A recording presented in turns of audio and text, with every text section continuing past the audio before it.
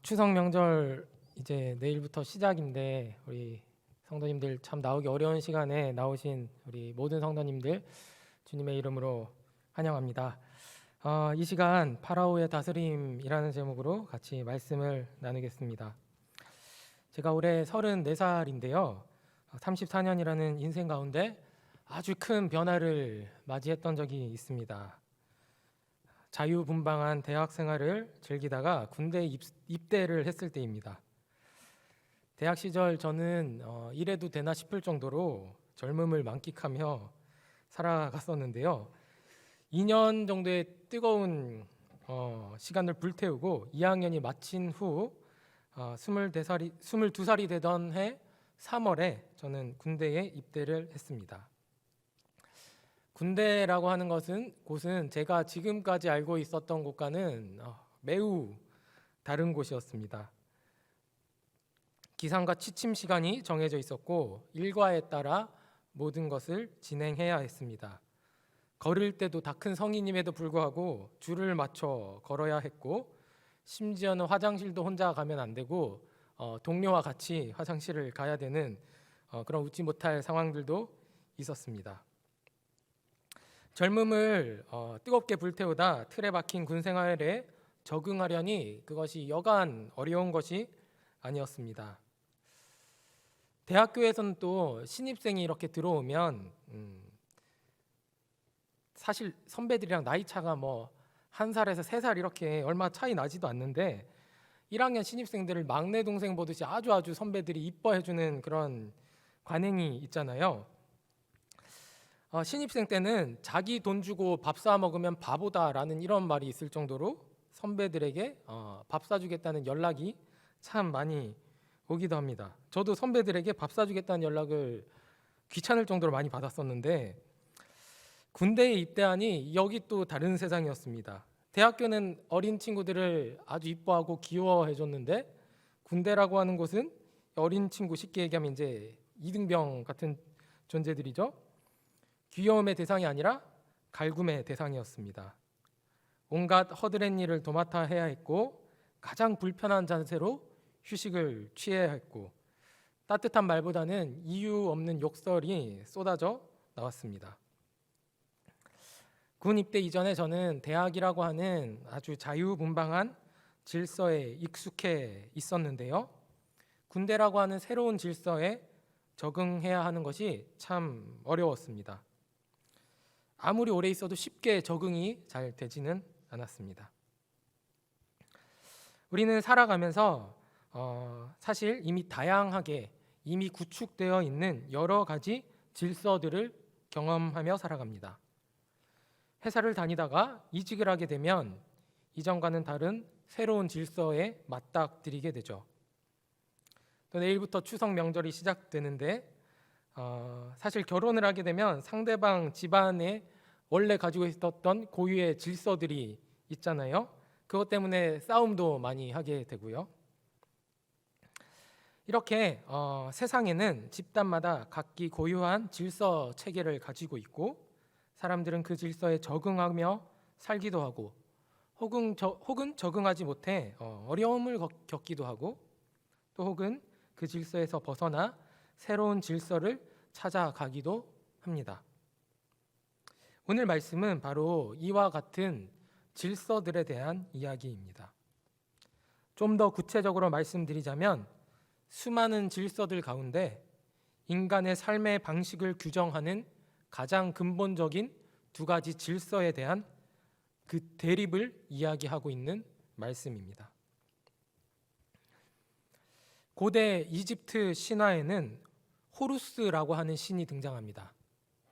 그는 죽음과 부활의 신인 오시리스, 발음이 좀 어려운데 오시리스와 최고의 여성 신인 이시스라고 하는 신의 아들입니다.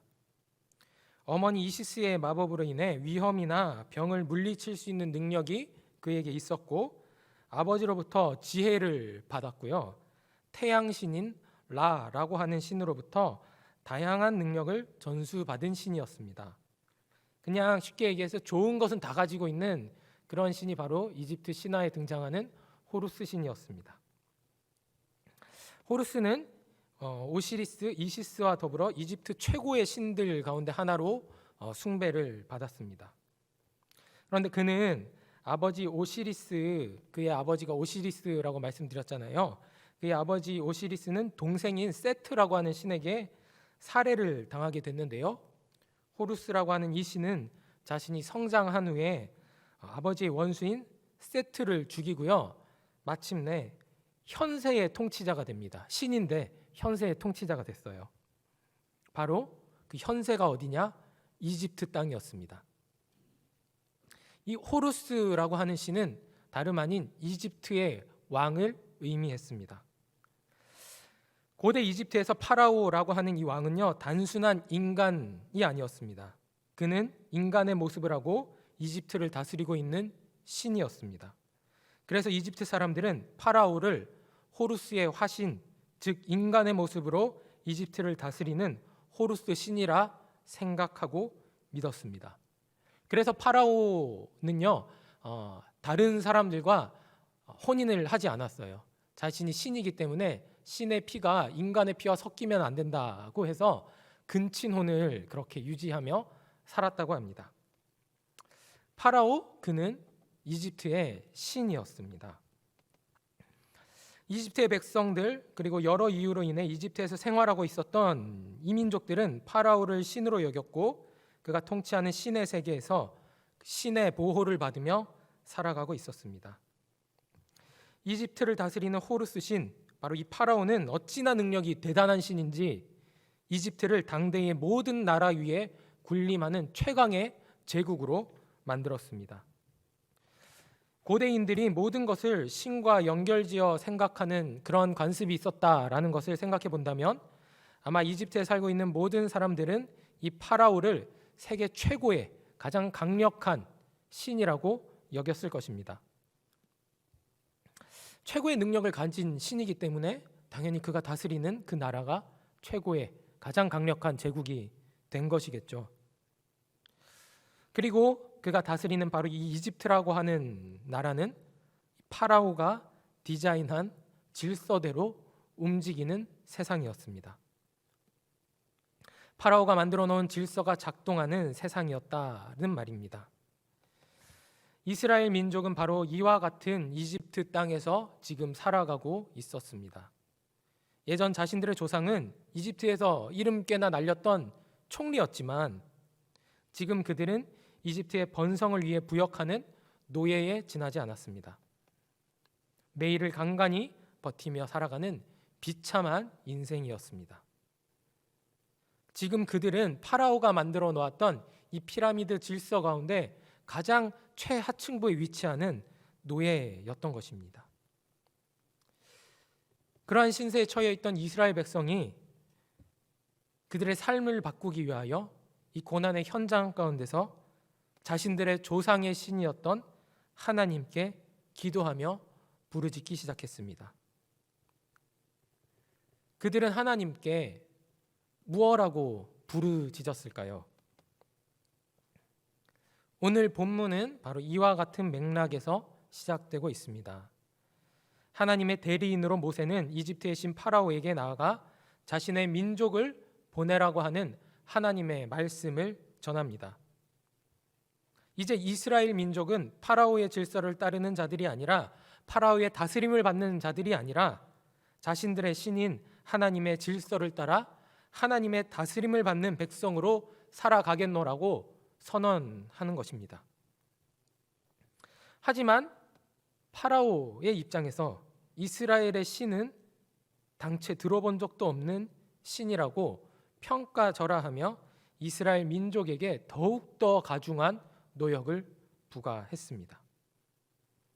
자신은 이집트라고 하는 최고의 제국을 다스리는 최고의 신이었고 여호와는 자신의 나라에서 노예 생활을 하는 이스라엘의 민족신 따위에 지나지 않았기 때문에 파라오가 여호와 하나님을 하찮게 본 것은 어쩌면 당연한 일일지도 모릅니다. 하지만 문제는 이 파라오에게 있지 않았습니다. 하나님의 나라와 파라오의 이집트가 날카롭게 대립하고 있는 이 상황에서 이스라엘의 선택에 그 문제가 있었습니다. 이전보다 훨씬 가중한 노력을 하게 된 이스라엘 민족은 그들의 대표자를 보내어 파라오에게 그들의 짐을 조금 덜어달라고 간청합니다. 파라오는 모세가 자신에게 와서 했던 그 감히 있을 수 없었던 그 이야기들을 이스라엘 대표들에게 전해주며 자신은 이와 같은 결정을 철회하지 않겠노라 이야기하죠. 자세한 이 자초지종을 듣게 된 이스라엘의 대표자는 돌아가는 길에 만난 모세와 아론에게 다음과 같은 말을 쏟아냅니다. 우리 출애굽기 5장 21절 함께 새 번역 성경인데요. 같이 읽어보도록 하겠습니다. 그들은 이렇게 말하였다. 주님께서 당신들을 내려다보시고 벌을 내리시면 좋겠소. 당신들 때문에 바로와 그의 신하들이 우리를 미워하고 있어. 당신들은 그들의 손에 우리를 죽일 수 있는 칼을 쥐어준 셈이요. 아멘. 지금 이와 같은 상황을 만들어 놓은 모세를 향하여 하나님께서 벌을 내리시면 좋겠다라고 하는 저주의 말을 퍼부은 것입니다. 여기서 질문을 하나 드리고 싶은데요. 이때 이 이스라엘의 대표자들은 하나님을 믿는 사람일까요? 하나님을 믿지 않는 사람일까요? 하나님께서 모세에게 벌을 내리셨으면 좋겠다라고 하나님께 기도를 하는 거 보니 하나님을 믿는 사람인 건 맞는 것 같습니다. 그런데요, 그들이 진정으로 하나님을 믿는 사람들이었다면 이와 같은 반응이 제대로 된 반응일까요? 그들이 하나님을 진정으로 믿었다면 아마 모세와 아론의 결정을 훨씬 더 지지했을 것입니다. 자신들을 파라오의 압제에서 해방시켜 주시고 하나님의 다스림으로 인도해 달라고 간곡하게 기도하고 부르짖었을 것입니다. 하지만 이스라엘 민족은 이와 같은 하나님의 소식, 새로운 세상, 새로운 질서로 그들을 초대하겠노라 말씀하신 이 하나님의 말씀이 크게 달갑지 않았던 것 같습니다. 그들은 모세를 향하여 하나님께서 지금 모세는 새로운 세상으로 그들을 인도해 내려고 하고 있는데 그들에게 하나님께서 다스리시는 새로운 세상은 안중에도 없었던 것입니다. 그들은 그와 같은 기대와 소망을 지금 전혀 품고 있지 않습니다. 그들의 목표는 그저 파라오가 다스리는 이곳 이집트에서 조금 더 안락한, 조금 더 나은 삶을 꿈꾸고 있었던 것입니다. 이스라엘 민족에게 있어서 자신들의 신 여호와는 파라오가 만들어 놓은 이 질서 안에 속해 있는 자신들의 민족의 신에 불과했습니다. 파라오를 정점으로 돌아가고 있는 이 질서, 온 세상의 지배자인 파라오를 중심으로 하는 이 질서를 하나님도 바꿀 수 없다고 생각했고 그 질서에 순응하며 살아가는 것이 오히려 어쩌면 현명한 것이다 라고 판단했던 것입니다. 이때 이들에게 하나님조차도 파라오의 질서 안에 속해 있는 연약한 신에 불과했습니다.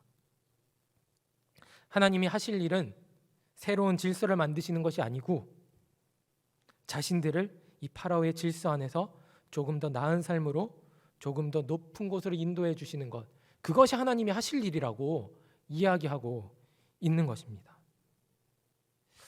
그들이 하나님께 부르짖었던 기도가 바로 이런 기도 아니었을까요? 하나님, 새로운 세상 원하지 않습니다. 하나님 그렇게 하실 능력도 사실 없으시잖아요. 다만 이 파라오가 다스리는 세상에서 우리가 조금 더 나은 삶을 살아갈 수 있게 도와주십시오. 파라오의 눈밖에 나지 않고 그에게 인정받아 성공할 수 있도록 이 질서 가운데 여러 경쟁자들을 제치고 승리의 자리에 오를 수 있도록 하나님 도와주십시오. 하나님, 그 정도는 하실 수 있죠? 라는 것. 이것이 바로 이 노역의 현장에 있었던, 고난의 현장에 있었던 이스라엘이 하나님께 부르짖었던 기도의 내용이었던 것입니다. 하나님께서 답답하셨는지 이스라엘 민족에게 다시 모세를 통하여 내가 너희에게 새로운 질서를 열어주겠노라고 우리 함께 읽진 않았지만 출애굽기 6장 이후에 그 내용이 등장하는데요. 이스라엘 백성들이 그 하나님의 말씀을 듣고 출애굽기 6장 9절에 보면 다시 한번 이렇게 기록되어 있습니다. 모세가 이와 같이 이스라엘 자손에게 전하나 그들이 마음의 상함과 가혹한 노역으로 말미암아 모세의 말을 듣지 않았다. 그들은 이 이야기가 들리지 않는 것입니다. 단순히 이 질서 안에 자기들이 속해 있다 생각했고 그 질서를 뛰어넘지 못하고 가장 하층부에 속해 있는 자신들의 처지를 비관하며 새로운 세상을 꿈꾸지 않고 있었다라는 이야기를 성경은 하고 있는 것입니다. 암살이라고 하는 영화 혹시 보셨는지 모르겠습니다. 잘 기억나시지 않을 수도 있는데요. 이정재, 전지현, 하정우라고 하는 유명한 배우들이 등장한 영화입니다. 이 영화는 일제강점기 시절 독립운동을 위해 목숨을 바쳤던 독립군들의 이야기를 그리고 있습니다. 영화의 내용은 이렇습니다. 임시정부의 경무국이라고 하는 아마 군대였던 것 같아요. 대장, 그 경무국의 대장인 염석진은 독립군 저격수인 안호균에게 친일파와 일본군 사령관 암살 임무를 부여했습니다. 이 지령을 받은 저격수 안호균은 조국의 해방을 위하여 자신의 목숨이 위험에 처해질 수도 있음에도 불구하고 이 임무에 뛰어듭니다. 그런데 정보가 새어나가서 생각대로 일이 진행되지 않았고요. 이 임무를 수행하던 중 여러 독립군들이 목숨을 잃게 되었습니다. 그런데 알고 보니 이 임무를 부여했던 임시정부 경무국 대장이었던 염석진이 친일파였던 것이었습니다. 그가 정보를 팔아넘겼던 것이죠. 그로 인해 많은 독립군은 비극을 경험했지만 그는 일제 치하에서 승승장구하며 그 위세를 떨치며 살았습니다. 그런데 얼마 지나지 않아 해방이 갑작스레 찾아왔습니다. 염석진은 반민족 행위자로 재판을 받게 되었는데요. 재판을 받고 집에 돌아가는 길에 이 살아남았던 안호균이 그를 암살하러 다시 찾아왔습니다. 염석진은 도망가다가 막다른 골목에 처해져서 그 안호균을 향하여 대화를 나누는 장면이 있는데요. 이때 안호균이 염석진에게 이런 질문을 던집니다. 도대체 왜 동지를 배신했나? 이때 염석진이 안호균에게 이렇게 이야기합니다. 해방될 줄 몰랐으니까. 해방될 줄 알았다면 내가 그렇게 했겠나? 일제강점기 시절 어떤 이들은 일제와 결탁하여 그들의 평안한 삶을 영위해 나갔습니다. 우리가 친일파라고 부르는 인물들이죠. 그들은 일제의 통치가 영원할 것이라 생각했었던 것 같습니다. 새로운 세상을 꿈꾸기보다 일제 치하 아래에서 잘 살아갈 수 있는 방법을 찾았던 어쩌면 매우 현명한 똑똑한 사람인지도 모르겠습니다. 그런데 과연 그들이 해방될 줄 알았더라면 그와 같은 선택을 했을까요? 그들은 절대 세상이 변하지 않을 거라 생각했던 것입니다. 그렇게 확신했던 것입니다. 그리고 그 확신에 따라 그 체제 아래에서 더 잘 살아갈 수 있는 방법을 찾았던 것입니다.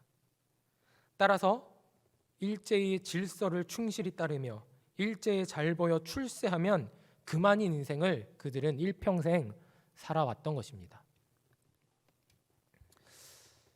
혹시 우리 그리스도인의 모습은 이렇지 않은가 말씀을 준비하며 생각해 보았습니다. 하나님을 우리 모두 다 믿습니다. 어떻게 하나님을 우리가 부정할 수 있겠어요? 하지만 하나님께서 이 세상을 다스린다라는 사실이 선뜻 와닿지 않는 것 같습니다. 세상은 세상의 질서, 세상의 법칙, 세상의 방식대로 여전히 돌아가고 있습니다. 그리고 이 세상에서 살아남기 위해서는 하나님의 질서가 아니라 세상의 방식을 따라가는 것이 훨씬 더 현명한 방법입니다.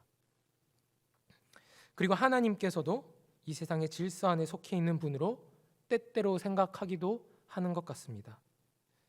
그래서 우리는 하나님께 이렇게 기도합니다. 하나님, 이 세상에서 더 잘되게 해주십시오.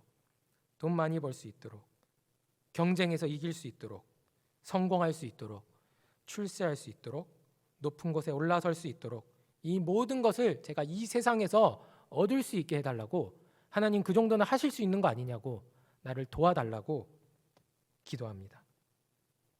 그것이 바로 이 세상의 질서이기 때문이죠. 하나님께서 말씀하시는 질서, 하나님의 방식을 따르다간 이 세상에서 무시당하기 딱 좋습니다. 더 이상 그런 것 우리에게 하나님 요구하지 마시고 그냥 이 질서에서 제가 잘 적응하며 살아가게 해달라고 말하는 것이 어쩌면 저의 모습 혹은 우리의 모습이 아닐까 생각해 보았습니다.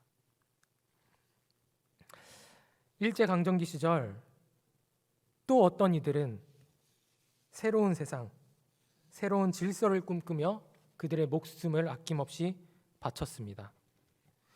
그들은 지금 주어진 삶에서 고작 조금 더 나은 삶을 살아가는 것, 그것을 자신들의 목표로 삼지 않았습니다. 일제가 여러 가지 방식으로 유혹하고 회유하고 협박했지만 그 질서에 그와 같은 삶의 방식에 종속되지 않았습니다. 그들은 전혀 다른 세상, 새로운 질서를 소망하며 그들의 목숨을 아낌없이 던졌던 것이었습니다. 상록수라고 하는 소설로 잘 알려진 시문 작가 아시죠? 그 작가가 그날이 오면이라고 하는 또 유명한 시를 남겼잖아요. 해방을 노래하는 시인데 그는 새로운 세상을 열망하는 마음을 절절하게 이와 같이 표현했습니다. 우리 제가 빠르게 한번 읽어보겠습니다. 그날이 오면 삼각산이 일어나 더덩실 춤이라도 추고 한강물이 뒤집혀 용솟음 칠 그날이 이 목숨이 끊어지기 전에 와주기만 할 양이면 나는 밤하늘에 나는 까마귀와 같이 종로의 인경을 머리로 들이받아 울리오리다. 두개골은 깨어져 산산조각이 나도 기뻐서 죽사움에 오히려 무슨 한이 남으오리까. 그날이 와서 육조암 넓은 길을 울며 뛰며 둥글어도 그래도 넘치는 기쁨에 가슴이 미어질 듯하거든. 드는 칼로 이 몸에 가죽이라도 벗겨서 커다란 북을 만들어 들쳐매고는 여러분의 행렬에 앞장 서오리이다. 우렁찬 그 소리를 한 번이라도 듣기만 하면 그 자리에 거꾸러져도 눈을 감겠소이다. 일제 치하에서 해방을 열망하는 시인의 절절한 노래 심경. 그날이 오기만 한다면, 이 질서가 무너지고 새로운 세상이 세워지기만 한다면 두개골이 깨어져도 기쁘겠고 거꾸러져도 눈을 감을 수 있겠다라고 말했던 한 시인의 시. 우리가 소망하는 것은 세상의 질서, 하나님을 대적하며 하나님의 권세를 무시하고 자기가 세상의 주인인 양 착각하며 왕노릇하고 있는 그 질서가 아니라 우리에게 생명을 허락하시고 영원한 기쁨과 진정한 행복을 주시기 위한 하나님의 질서를 우리가 지금 바라고 있는 것 아닙니까?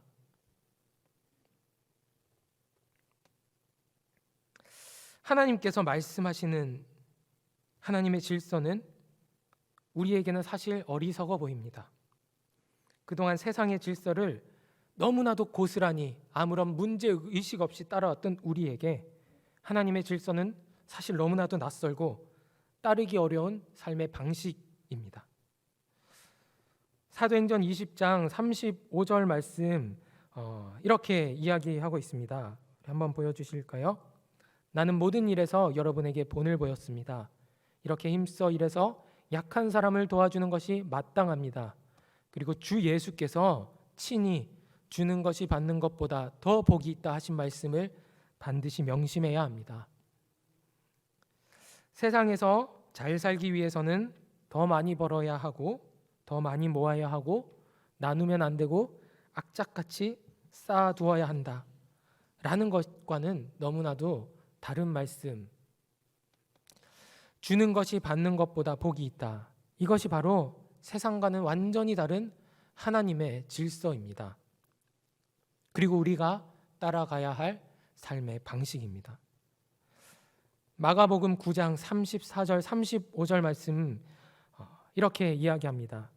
제자들이 누가 크냐라고 다툼을 하고 있었던 그 이야기 아시죠? 바로 그 말씀 다음에 예수님께서 이렇게 이야기하십니다. 제자들은 잠잠하였다. 그들은 길에서 누가 가장 큰 사람이냐 하는 것으로 서로 다투었던 것이다. 예수께서 앉으신 다음에 12 제자들을 불러놓고 그들에게 말씀하셨다. 누구든지 첫째가 되고자 하면 그 모든 사람의 꼴찌가 되어서 모든 사람을 섬겨야 한다. 세상의 질서는 군림하는 것, 위에서 권세를 부리는 것으로 자신의 존재를 증명하고 인정받으려 합니다. 하지만 주님께서는 밥상에 앉아서 밥을 대접받는 사람이 아니라 시중 드는 사람으로 오셨다라고 말씀하십니다. 높아지는 것이 아니라 오히려 낮아지는 것이야말로 하나님의 질서를 따르는 삶의 방식이라 말씀하십니다. 얼마 전 뉴스를 통해 명문대학 출신의 한 청년이 누구나 알 법한 정말로 좋은 대학이었는데요. 좋은 직장을 포기하고 도배일을, 그 벽지 붙이는 일 있잖아요. 도배일을 한다는 기사를 보았습니다.